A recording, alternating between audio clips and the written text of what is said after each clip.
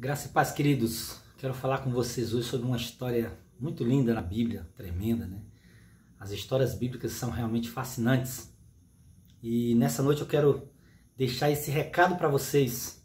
Aqui no capítulo 24, do versículo 14 de Josué, diz assim: Agora, portanto, temei ao Senhor e servi com integridade e com sinceridade. Lançai fora os deuses aos quais serviram os vossos antepassados do outro lado do rio e no Egito, e servi de coração a Yahvé. Porém, se não vos parece bem servir a Yahvé, escolhei agora a quem quereis servir, se as divindades às quais serviram vossos antepassados além do rio Eufrates, na terra da Mesopotâmia, ou os deuses dos amorreus em cuja terra agora habitais. Eu e a minha casa serviremos ao Senhor. Amado, nesse momento, o agora experiente líder Josué, que tinha conduzido o povo, né, durante todo esse tempo de batalha contra os cananeus, contra o povo de Jericó, ele agora percebe algo muito interessante que nós temos que atentar. O momento mais perigoso para o inimigo nos atingir não é quando nós estamos enfrentando uma batalha. Porque quando nós estamos enfrentando uma batalha, nós estamos atentos, nós estamos olhando para o inimigo, nós estamos ligados, né? Mas no momento em que aquela aparente paz, aquele aparente sossego, que era esse momento, a Bíblia conta aqui que o povo já tinha repousado da batalha. O povo tinha passado 40 anos peregrinando pelo deserto. E agora mais algum tempo na terra de Canaã, lutando contra o inimigo. Finalmente, irmãos, depois de tanto tempo, tanta batalha, tanta peregrinação, tanta luta, finalmente o povo estava na terra. Mas agora, o povo estava repousando desse tempo de batalha. Só que esse momento é um momento perigoso. Porque é aquele momento em que nós estamos em paz, sabe? Nós podemos atentar para esse detalhe. Eu quero dizer isso para você. O momento mais perigoso na sua vida, na vida de um crente, não é quando ele está passando uma adversidade, mas é quando ele está prosperando. Por quê? Porque o inimigo, ele gosta, e se for preciso, ele até cria essa sensação de uma falsa paz, de um falso sossego, de uma falsa prosperidade. Para quê? Porque quando nós estamos, vamos dizer assim, prosperando, nós temos a tendência de arrefecer, de descuidar, de baixar as nossas armas. Então foi isso, eu entendo dessa forma. Josué percebe, né? E ele chama, é uma convocação para o povo. E essa noite eu quero chamar a sua atenção para esse detalhe. E ele dá aqui para a gente alguns ensinamentos, alguns pontos importantes que eu quero deixar para vocês, para que também em nós possamos despertar e não baixar as nossas armas, não baixar a nossa guarda, mas estarmos atentos em oração, em batalha espiritual. Eu quero deixar aqui alguns pontos que eu extraí desse texto para vocês, para compartilhar com a gente, né? O primeiro, o próprio texto diz: agora temei ao Senhor. A nossa Bíblia vai dizer: o temor do Senhor é o princípio da sabedoria. Ou seja, a origem da sabedoria, o começo de uma vida sábia, repousa na ideia do temor de Deus. Amados, eu acredito, isso é um pensamento meu, que o temor de Deus é uma das virtudes mais importantes, é um dos princípios mais importantes na vida de um discípulo de Jesus. Por quê? Porque quando nós estamos temendo a Deus, nós não relaxamos. Nós não menosprezamos o nosso inimigo. Entenda, querido, que quando uma pessoa perde o temor, ela já não vê o pecado como uma ameaça que antes representava para a sua vida. Pelo contrário, agora o pecado já faz mais parte da vida.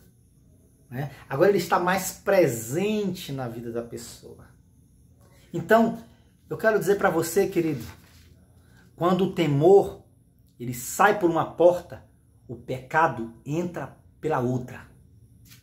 Quando nós perdemos o temor, nós encontramos o pecado. Quando nós largamos o temor, nós abraçamos o pecado. Então que isso seja, sabe, um alerta para nós. Nós não podemos perder o temor, gente. Nós estamos vivendo dias de muita decisão no mundo que nós vivemos. E isso é uma coisa para a qual nós temos que ficar atentos. Não podemos descansar. Não podemos nos acomodar. Temos que ficar atentos. Um outro aspecto que o próprio Josué destaca: servir ao Senhor com sinceridade e integridade. Entenda uma coisa, já falamos aqui na igreja várias vezes. A palavra sinceridade significa literalmente sem cera, ou seja, sem sujeira, sem resquícios, limpo, transparente, né? E outra coisa é integridade. Integridade é uma pessoa reta, é uma pessoa irrepreensível, é uma pessoa inatacável. Isso é uma pessoa sincera. Isso é uma pessoa reta. E por que Josué estava fazendo isso com o povo, falando isso para o povo? Porque muitas pessoas traziam seus sacrifícios, entregavam aos sacerdotes, mas não tinham uma vida devotada ao Senhor. E o que esse homem estava dizendo? Gente, o nosso Deus agiu com mão forte, nos tirou do Egito, nos fez peregrinar pelo deserto e nos trouxe essa terra que mana leite e mel e nos entregou os nossos inimigos em nossas mãos. Nós temos todos os motivos da vida para servir esse Deus. Então agora ele chama, irmãos, servir era uma coisa na qual Josué entendia, ele era PhD em serviço. Existem vários textos lá no Velho Testamento, quando a Bíblia fala de Josué, servo de Moisés. E para Josué não era demérito nenhum ser servo de Moisés. Ele era um servo, ele era um bom servo. Então hoje eu quero falar para você, eu não sei como anda seu serviço para Deus. Eu não sei como anda seu coração. Mas eu sei que se você quiser servir ao Senhor verdadeiramente, Ele está de braços abertos. E como eu costumo dizer, recomeçar não é uma vergonha. Talvez esse período deixou, sabe, o período que nós estamos vendo nos esfriou um pouco. Mas eu quero dizer para você, comece a recarregar suas baterias. Comece a se preparar, porque Deus tem coisas maravilhosas reservadas para nós. Deus não terminou o que Ele está fazendo, queridos. Ele tem uma grande obra. Terceiro aspecto, Josué exige, convoca, estimula, desafia os homens a lançar fora os ídolos. Mas tem um detalhe muito importante. No texto ele vai falar: tirar o ídolo do coração, servir de coração ao vosso Deus. Por quê, amados? Porque muitas pessoas ainda tinham ídolos guardados, ídolos que os seus pais serviram. E Josué, aqui mesmo no texto, no versículo 14, ele vai falar: lançai fora os deuses aos quais serviram os vossos antepassados, do outro lado do rio e do Egito. Servi agora de coração ao Senhor. Então, amados, ele chama o povo para servir o Senhor. E hoje eu quero dizer para vocês, o ídolo, querido, qualquer coisa na nossa vida pode ser um ídolo. O marido, a esposa, o filho, o trabalho, o dinheiro, a vaidade. Muitas vezes, nossos corações estão cheios de ídolos. O que Deus está falando para nós é: lança fora os ídolos. Tira os ídolos da tua vida. E hoje eu quero deixar isso com uma palavra para você também, para mim. Vamos remover os ídolos da nossa vida. Por quê? Porque Deus tem preparado o melhor para nós. E quarto, queridos, ele vai nos dar uma palavra de advertência para o povo. Ele chama o povo, né? Deixa o lugar da indecisão. Ele diz: escolham hoje quem vocês querem servir. Se os deuses dos vossos antepassados, os deuses dessa terra dos amorreus, buscar a Deus. Eu e a minha casa serviremos ao Senhor. Então eu quero falar para você. Josué agora é um grande líder. E ele desafia o povo a tomar decisões. Costumo dizer uma historinha, né, um testemunho de uma pessoa em cima do muro. E Deus estava lutando por ela, né, para trazer ela para o reino. E o diabo tranquilo. Mas Deus lutando para trazer. Espírito Santo, as pessoas lutando para trazer essa pessoa para Deus. E alguém chega e pergunta para o diabo, por que você não está lutando por essa pessoa? Ela está em cima do muro. O diabo diz assim, em cima do muro é meu território. A indecisão é jurisdição de demônios. Então Josué viu que muitas pessoas ainda estavam indecisas. E ele dá uma palavra de direção.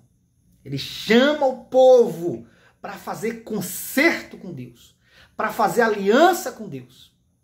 E ele diz, eu e a minha casa serviremos ao Senhor. Por quê? Porque o líder é o primeiro que precisa apontar um caminho. E Josué aponta o caminho. Josué aponta a solução.